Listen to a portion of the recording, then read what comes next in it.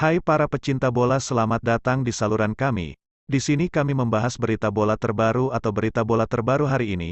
Tidak usah berlama-lama, ayo ke inti videonya. Seperti kita tahu, timnas Indonesia sudah tersingkir dari Piala AFF setelah kalah melawan Filipina di Stadion Manahan Solo, di mana usai kekalahan itu timnas Indonesia harus berakhir menduduki peringkat ketiga dan gagal lolos ke semifinal.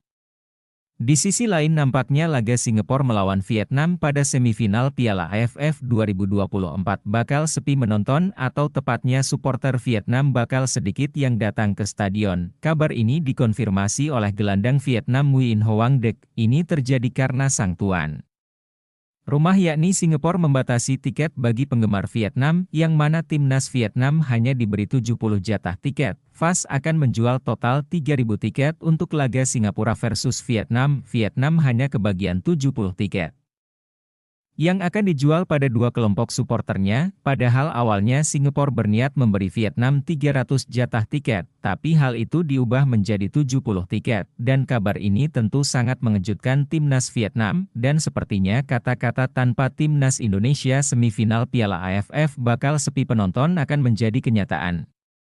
Dan begini tanggapan gelandang Vietnam Nguyen Hoang Dec soal kerugian yang didapatkan oleh timnya. Saya baru saja membaca bahwa penggemar Vietnam tidak dapat memasuki lapangan, hanya sekitar 70 orang.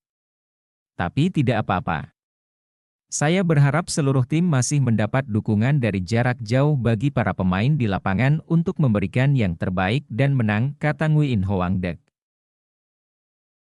Timnas Indonesia gagal total pada Piala AFF 2024. Australia diminta untuk memanfaatkan peluang ini. Seperti kita tahu, skuad Garuda menurunkan pemain muda saat berkompetisi di Piala AFF 2024, dan itu membuat timnas Indonesia asuhan Sintayong tak mampu melaju ke semifinal.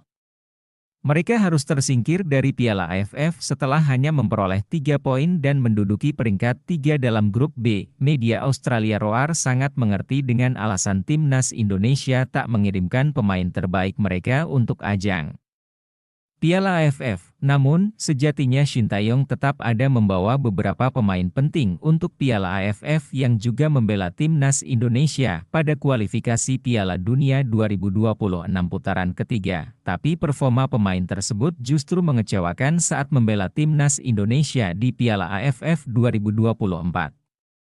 Begini kata media Australia Roar, penampilan timnas Indonesia memang mengecewakan setelah hasil imbang 3-3 di kandang sendiri saat melawan Laos yang merupakan tim terlemah di grup B, apalagi kekalahan mengejutkan 1-0 dari Filipina yang memutus perjalanan mereka, tulis The Roar.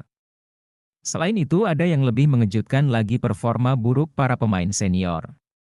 Marcelino Ferdinand yang menjebol gawang Arab Saudi, menjadi salah satu pemain terburuk tim dan bahkan mendapat kartu merah. Namun titik lemah tim asuhan Sintayong adalah koneksi yang buruk antara pemain reguler ini dan ketidakmampuan untuk memanfaatkan sepertiga akhir pada beberapa peluang, jelas media Australia itu. Baiklah, itu saja pembahasan kita kali ini. Bagi kalian yang nggak mau ketinggalan berita bola terbaru dari kami, silahkan klik tombol subscribe dan loncengnya, dan terima kasih telah menonton. Sampai jumpa guys.